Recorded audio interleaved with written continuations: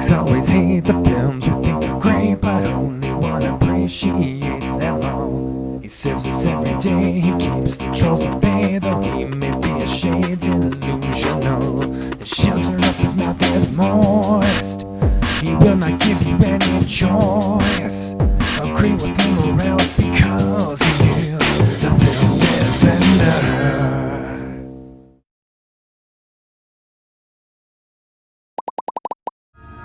Begun. The Clone War has. So, do you always dress like this? Anyway, I need to talk to you about my next episode. I think I have to defend Attack of the Clones. I know, well, listen, I just did the Phantom Menace, so I'm kind of obligated to... No, you listen. Okay. We live in a real world. Come back to it. Alright, well, who are you to tell me what I can and can't... I'm a senator. Yeah, but just because it's got some problems doesn't mean I can't... It'll take us to a place we cannot go. Alright, that's a little dramatic, don't you think? We'd be living a lie. I couldn't do that. Whoa, slow down. Some of us actually liked the movie. I will not give in to this. Well, wouldn't have to be that way. We could keep it a secret. We can't. It's just not possible. You're right. I have to upload it to YouTube. Kinda defeats the purpose. Dang it.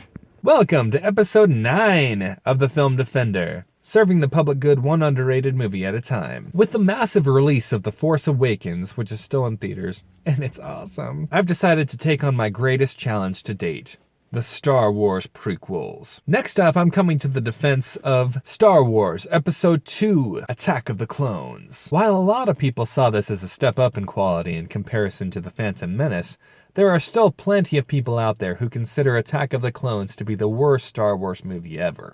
So much negativity. Objection number 1. The acting is still bad. I mean, Hayden Christensen? Really? Again, I don't entirely blame the actors for their performances here, especially given George Lucas's notorious lack of attention while directing his actors. Besides, the Jedi are portrayed as a stoic, emotionless group of monk-like peacekeepers, to which Hayden's and Ewan McGregor's performances definitely stay true. It's also Hayden's first real acting job on the big screen. And since he does improve in later films, I'm more or less able to forgive him for this role. Even his more whiny scenes are fairly reminiscent of Mark Hamill's younger Luke Skywalker, who's pining for a grander destiny than what he's been given. His anger is believable too, considering that he just witnessed his mother's death. I never really understood everyone's hatred of the scene after he kills the Sand People. I thought his facial expressions were pretty good, and his line, "They're like animals, and I slaughtered them like animals. I hate them," was far more emotional than I was expecting from him. And yeah, there are other line readings that people will inevitably point to.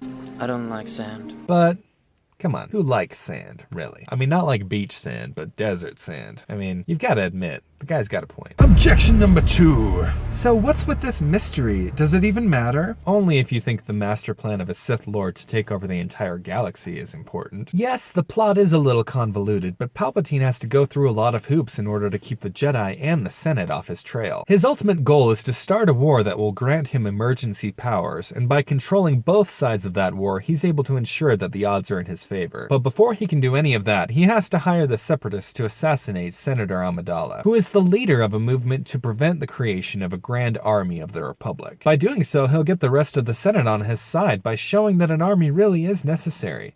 Not to mention the fact that with her out of the picture, it'll be a lot easier to get his motion to pass. Objection number 3. The love story is awful. Okay, here's the thing. To a 15-year-old, which was how old I was when this film came out, the love story actually seemed pretty genuine. Keep in mind that he's never really interacted with a woman before, and he's been trained from an early age to shun any such emotion. And given that this is his first crush, it makes sense that he's a little awkward when coming in contact with the girl he's been in love with for the past 10 years. Sure, he gives a lot of creepy stares, but have you seen Natalie Portman? I'd have to stop myself from staring at her too. Their dialogue could have been better, but if you watch the deleted scenes, they explore their relationship in a much more relatable way. Even from what we get though, I can definitely see why they'd both be into each other. And by that I mean they're both attractive, especially her. Did I mention that already? Objection number 4. So many callbacks. Did we really need Boba Fett's origins? No, we didn't need it, but it's kind of interesting to see where this fan favorite character originated. Jango Fett might not be the most useful character, but he certainly does a lot more than Boba Fett ever did, such as killing a Jedi. His fight with Obi-Wan is really good too, giving us a little taste of what Boba would have been capable of if he had been given more to do in the original trilogy. It's definitely not necessary to see the backstory of the future bounty hunter, but the action around him is certainly entertaining enough to go with the story George Lucas is telling. And yep, it's that time. Spoiler alert! Spoiler alert! Spoiler alert! Objection number 5. Yoda fights? Why? Because we all wanted to see it happen and it was awesome. Yeah, a lot of people have turned on this scene, claiming that Yoda doesn't need a lightsaber to fight, but come on. This was so cool to see after an entire movie of build-up. From the moment Obi-Wan says, Spent as much time practicing your saber techniques as you would rival Master Yoda as a swordsman. we're given the expectation that the Jedi Master is finally going to show us his skills with the laser sword, as George Lucas calls it. That moment where he uses the Force to summon his lightsaber to his hand with his eyes fixed on Count Dooku is awesome. Plus, it only makes Count Dooku seem that much more dangerous by coming to a stalemate with the galaxy's most powerful Jedi. More on that next time. For now, let me end by saying that Attack of the Clones isn't perfect, but its massively entertaining action scenes, its intriguing mystery, and its climactic lightsaber battle more than make up for its weaknesses. Star Wars Episode 2 Attack of the Clones updated status defended.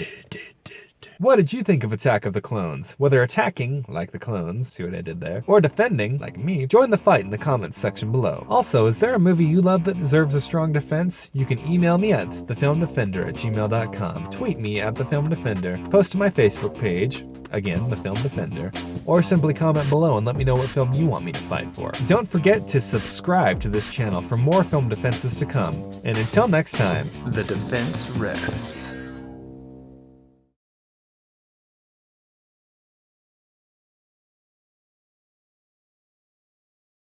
so about that date, is that still happening, or? I can't.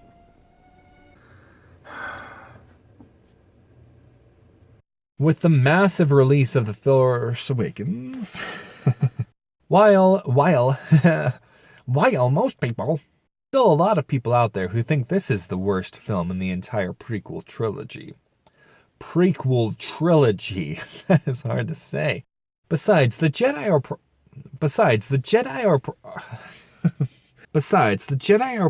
are portrayed. I'm gonna have to just read this. Besides, the Jedi are portrayed as a stoic, emotionless group of monk-like peacekeepers, to which Hayden's and Ewan McGregor's performances definitely stay true.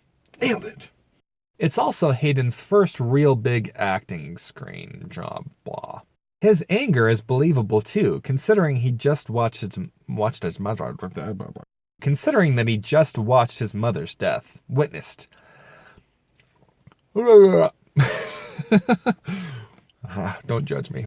Keep in mind that he's never really acted with a girl. That's true. He's not acted with a woman before either. And he's been trained from an early age to shun any of that emotion stuff. Did we really need Boba Fett's origins? No, we didn't need it. So you're right. Now it's time to discuss. Now it's time to go into something that will necessitate. Okay. Now it's time for a spoiler alert. Now it's time for another. Yep, it's that time. What did you think of the Attack of the Clones? Of the Attack of the Clones. The clones' tack. Is it sharp? Did it hurt when they poked you with it? What did you think of the attack? Again. Of attack. Or defending? Join the comments in the